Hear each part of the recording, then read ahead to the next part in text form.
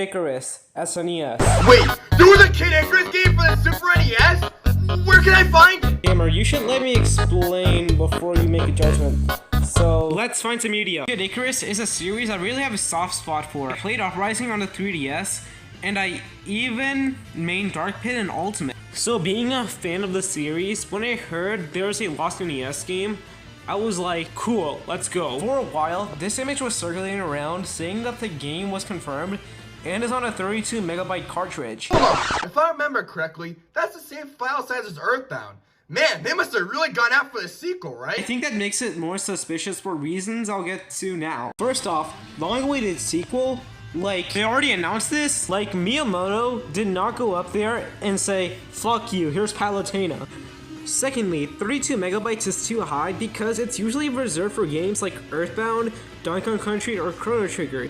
Even Yoshi's Island 2, which is graphically intense, is 16 megabytes. So it must have been like a 30-hour RPG or something. For a while, this was the only image about proof of the game, until YouTuber Supersonic LQ found the full magazine where it came from. The magazine is called GameFan, and it's on a page about future E3 reveals. I know it's blurry, but this is what it looks like, and there's some genuinely impressive things that it revealed. It talked about the original Crash Bandicoot being called Willy the Wombat, and nobody else knew it at the time, so there's some credence. Supersonic also found more magazines that mentioned Kid Icarus, but it's kinda suspicious. The earliest known instance of this game is the magazine Superplay in 1994, a whole 2 years before the E3 image. The game would be revealed at Summer or Winter E3 and released in 1995. This is all in good, but until you realize, it's part of a page called Daydreaming where fans submit their fan-made game ideas. So I think the editor is just messing with him to spread false hope about Kid Icarus 2. Unless Supersonic LQ and Mama Luigi found a issue of Game Power that mentioned Super Kid Icarus months before the others did. They say that the game would be released in a year and use a 24 megabit cartridge, even though it was claimed to be 32 in 1996. The most confusing thing is that it said, as told by Nintendo, which means they revealed it, and they haven't. So yeah, must be a fake rumor from a source. The evidence is looking pretty shaky, but I heard there's an EGM article about it, and... Oh, EGM, my favorite gaming publication. They've never spread any lies on the internet at all. About that, it never existed at all. Okay. Yes, despite many people saying there was a EGM article about it, there isn't. Supersonic looked for it, and Luigi looked for it, and no results. So with the evidence we have, I think it's fake, because there's so many contradictions about the dates and the file size changing. I feel so sorry for the Kid Icarus community because how passionate they are, and including me. So, Uprising 2 in 10 years, I guess?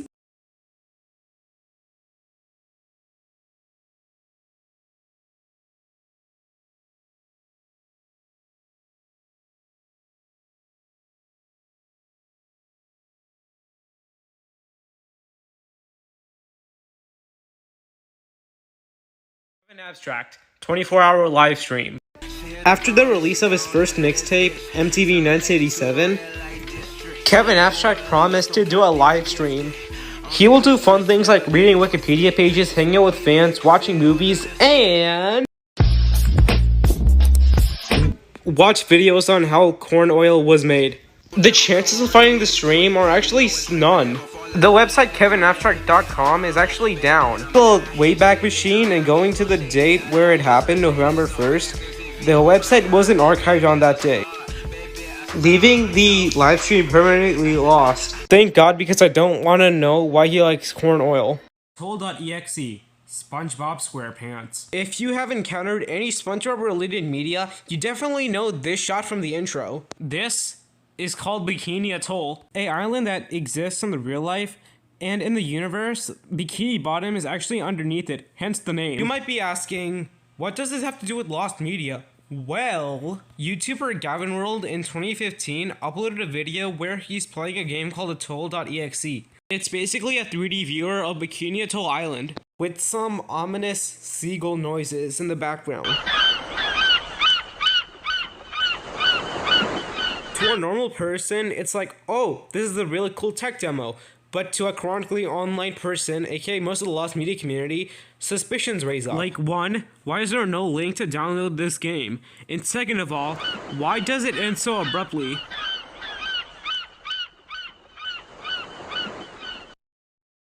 And so the community has went full map hat and thought that there was going to be a jump scare, but the game cut at the right moment. Cause you know, EXE equals scary. Years and months go by until YouTuber Lost Media Mike addressed it in his SpongeBob Lost Media video, even reaching out to Gavin himself, but to no response. On the same day, YouTuber The Studios uploaded him actually playing the game. He said that he found it on the Yoko Games archive, and lo and behold, it's actually there. The game is actually just a tech demo, so, yeah, maybe an EXE file stands for an executable file.